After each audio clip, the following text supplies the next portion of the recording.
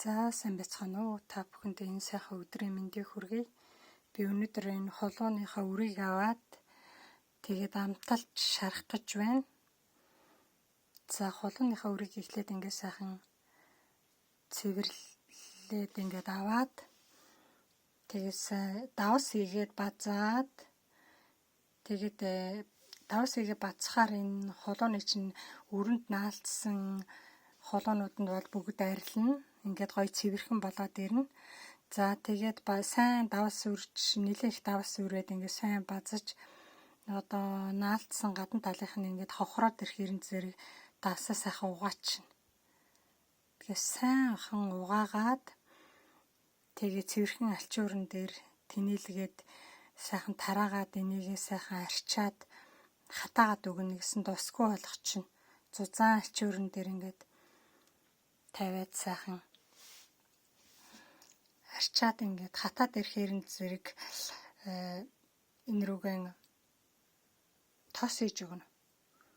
Савнд хийгээд тос хийж өгөөд за тэгээд би болохоор энэ нөгөө амтлагч нөгөө төрөл бүрийн хоол амтлагч ногоонуудаа ингээд давстай ингээд хатаасан байгаа. За тэгээд тосоо хийгээд өгснийхаа дараагаар би энэ давснаасаа хийж өгнө.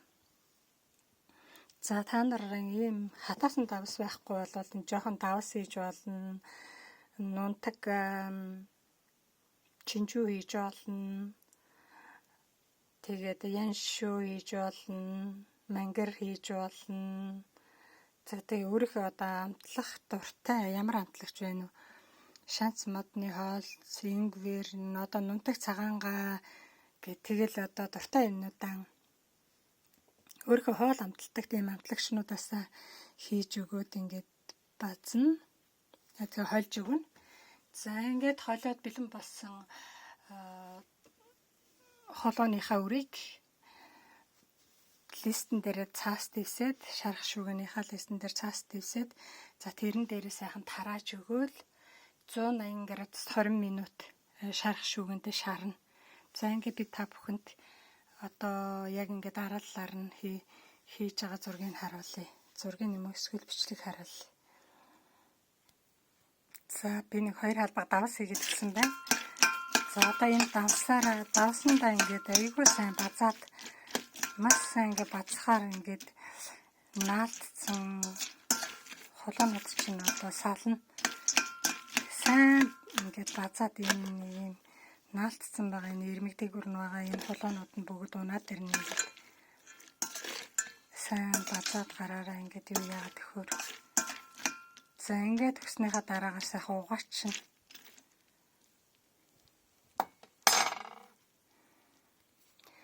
За би нэг 2 халбаг давс хийгээд ингээд хутгаад нэлээд байлгаж агаад за нэг 2-3 минут байлгасан. Тэгээ ингээд байлгаж байгаа дараа нь ингээд сайн базаад ингээд нөгөө давсаа. Тэгээд ингээд усаар залсан чинь гоё цэвэрхэн болцсон миний өрнүүд. Одоо энийг даавн дээр ингээд тэнэлгэж хатаана. За ингээд сайхан нөгөө цэвэрхэн болцсон холооныхаа өрнүүдийг ингээд тэнэлгээд тавьсан. Одоо энийг дээрэс нь ингээд гоё цаасаар ингээд сайхан арчаад бүр ингээд усын юучгүй шингээж аавна. Бүгдийн сайхан ингээд усын ингээд шингээгээд бүр сайхан усгүй болцсныхан дараагаар цэвэрхэн савнд хийгээд тэгээд эхлээд тосыгээд тосоо жоохон шингээж агаад тэгээд дараа нь би энэ нөгөө амталж дарсан энэ давстайгаа цуг хатаасан давснаасаа хийж өгнө. За хэрвээ та нар чихэртэй эдэг гэвэл энийг нь жоохон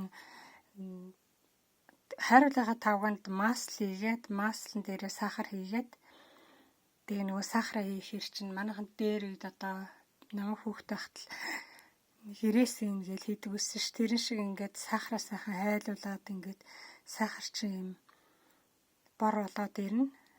Маслтаа сахар чинь за тэгэхээр зэрэг хийгээ сайхан утгаж агаад зөөлөн гаралтан дээр нэлээд сайн утгаж байгаа нэг 10 минут каратай ингээм 10-15 минут каратай шараад тэгээ авч болно. Тэгвэл аюу чихэртэй болно. Би болохоор зүгээр энэ нөгөө яншүү, мангар тийм давстай хамтлагчаар хийх гэж байна. За та нар бол нунтаг ферц тэгээд амтад чинжүү, халуун чинжүү, цагаангаа, зайд тэгээд шанц модны хойлц гэдэг өөрийнхөө дуртай юмар хийж болно шүү дээ. Тэгээд сахарын оронд энэ ванилин сахар оруулж болно. За тэгэл өөрийнхөө дураар амталж болно. Хүмүүс болохоор бас нөгөө зүгийн бал хийгээд идэм бэлээ. Зүгийн бал болохоор нөгөө өндөр градус талаахад айгүй муу байдаг болохоор зүгийн бал бас нэг би бол нэг дуртай биш. За тэгээд тосоо хийхдээ бол би энэ кокосны тос хий гэж бодож байна. Яг гэвэл нэг ургамлын тос чинь өндөр градус талаахад бас хими оруулалт ордог бас сайн биш. Тэгээ энэ бол хамгийн сайн одоо юм шарахад энэ кокос үйл юм уу масл бол их зүгээр. Тийм учраас та нар одоо эндээ масл жоохон хайлуулаа хийгээд тэгээд энэ одоо хатаасан амтлагчтай давас тэгэл өөрийнхөө дуртай юмнууд хийгээд за хийгэр. За